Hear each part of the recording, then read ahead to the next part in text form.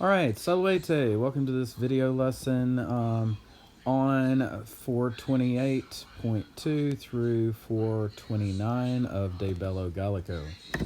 Quae cum apropinquarent Britanniae et ex castris viderentur, which, and this is referring back to the cavalry ships, thus the quae is feminine because an always is feminine.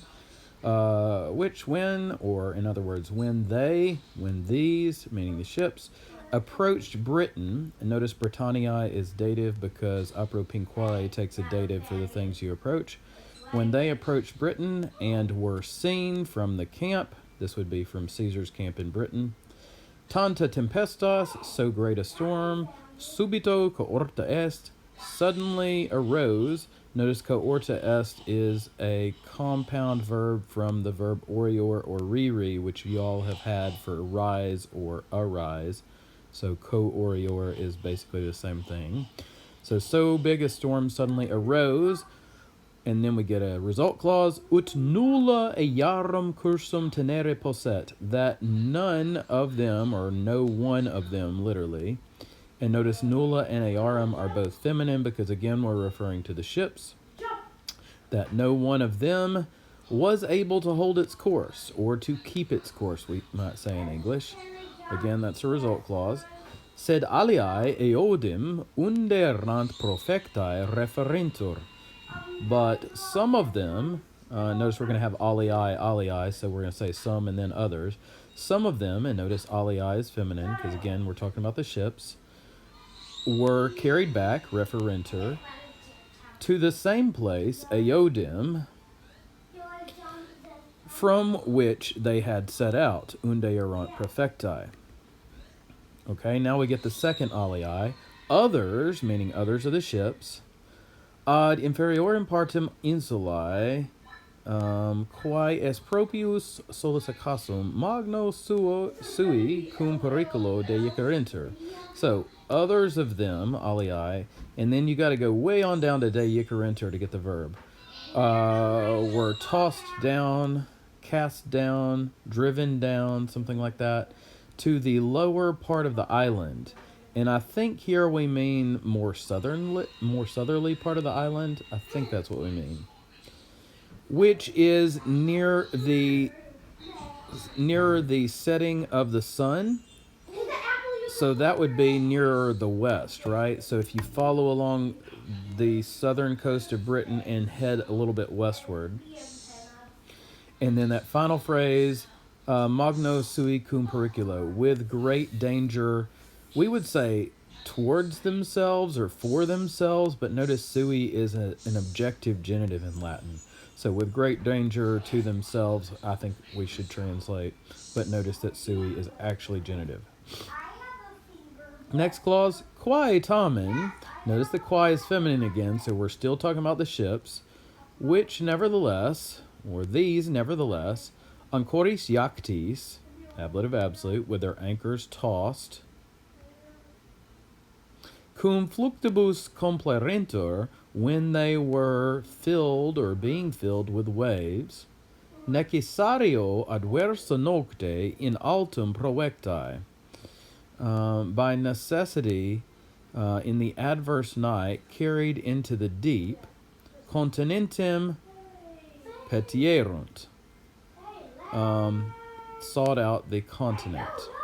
Okay, so basically, it was too rough there. They didn't want to get bashed against the rocks, I guess, in Britain, so they decided to go back to the continent. All right, let's see. Let's go on to 29 now. Eadem nocte, on the same night. Notice eadem is feminine ablative, agreeing with nocte. Accidit, it happened. Remember that accidit is one of those verbs for happening. And accidit is one of the Latin verbs that looks the same in the present and the perfect. Here, by context, I would say it happened because we're telling a past tense story. But elsewhere, this could be a present tense. So accidit, fit, occurrit, evenit, these are all verbs for it happens here. On the same night it happened, All right, now we're going to get the result clause. Verbs of happening will often be followed but with a result clause starting with ut that explains what happened. On the same night it happened that esset luna plena. The moon was full. Qui dies maritimos aestus maximos in oceano efficere consuevit. Which day is accustomed or has become normal to producing efficere the greatest sea time tides, maritimos aestus maximos, in the ocean. Okay.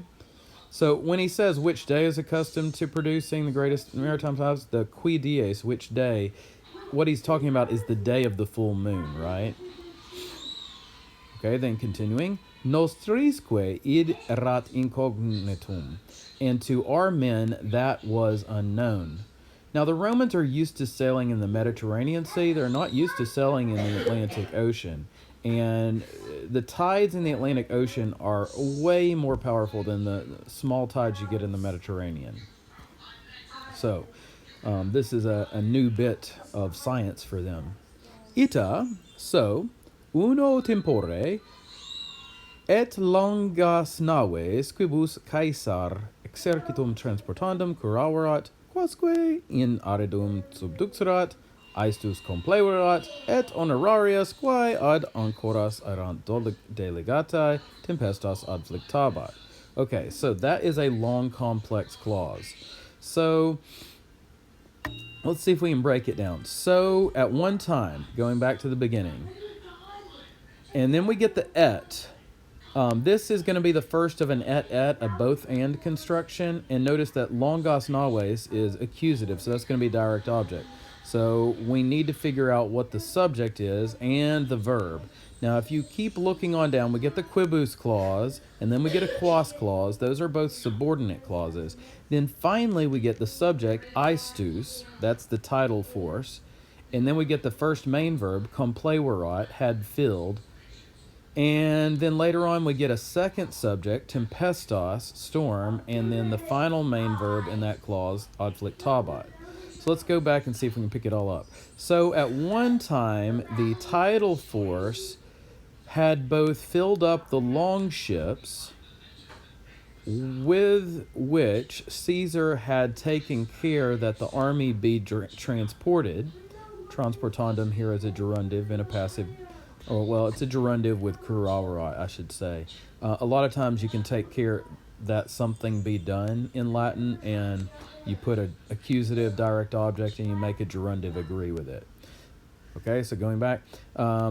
So one time, both the tide had filled up the long ships, the warships with which Caesar had taken care that the army be transported, and had... and which he had brought up onto the dry land, okay? And, okay, here's our second main clause. The storm was afflicting the, let's call them the transport ships or the burden ships, the, what else could we call them? Like carrying ships, honorarius. What do I call them? Basically, there's ships that carry burdens, right? The onera. Let's just call them transport ships. That's good enough. The storm was afflicting the transport ships, which had been tied, erant delegatae, at their anchors. Okay, now we come to the final clause. Neque ulla nostris facultas aut administrandi aut auxiliandi dabatur. Nor was any opportunity, facultas, of either taking care of the matter, administrandi, or of helping, auxiliandi, granted or given to our guys.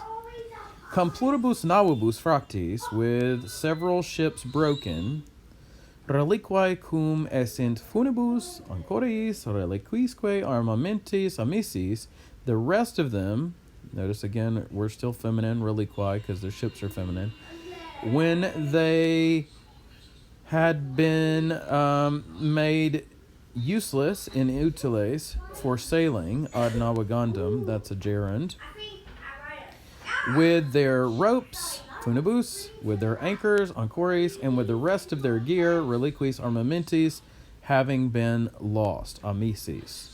So that whole thing from funibus through amicis is, I would call it all a giant ablative absolute. All right, and then the magna in the main clause coming here is going to go with perturbatio at the end. A great disturbance of the whole army, totius exercitus, occurred or happened, facta est. And then here's this little Caesarean inside, that which was necessary to occur, to happen. So Caesar likes to observe that he understands how the world works, and to show you, yep, this is what would happen. Everybody would freak out because they lost all their ships, right? Now they have no way to get out of Britain, and there's crazy British tribesmen around, right? So, of course, it's normal, it's necessary that the troops start freaking out. Nequinem, for nor indeed, nave serrant, aliae, were there other ships, quibus reportari possent, by means of which they could be brought back, carried back, in other words, returned to the continent, et omnia deerant, and all things were lacking, quae ad reficiendas naves erant usui, all things which were for a use, usui is that dative of purpose, for repairing the ships, ad reficiendas naves. Notice reficiendas agrees with naves, so it is a gerundive. So all things were lacking which were for a use, that is to say, all things which were useful for repairing the ships. They didn't have anything to work on the ships. They didn't have any extra ships. All right, coming down to our last. Et quod omnibus constabat hiamare in Gallia oportare, and because it had been agreed with all, or for all, to winter, hiamare, or that it's fitting to winter in Gaul. Okay, got to pick up the oportere, that's the is fitting part. Frumentum his in locis in hiemem provisum non erat. Grain had not been provided, frumentum provisum non erat, for these, meaning for these troops, in the places, or in these places. We could take the his and the locis together. Let's do it that way, it's better. Grain had not been provided in these places for the winter. So basically that's pointing out another reason they're freaking out. They don't have any extra ships. They don't have stuff to repair the ships. And they don't have grain in Britain. They might have a little bit of grain, but not grain to last them all winter, right? That's back in Gaul. So they are totally freaking out. Well, I hope this little video lesson helped you with any questions you might have. Make sure that you look at all of our notes on grammar and style and stuff here in DCC. Make sure that you look at my notes in the interlinear, and if you have any remaining questions, send those to me by email. Well, omnes.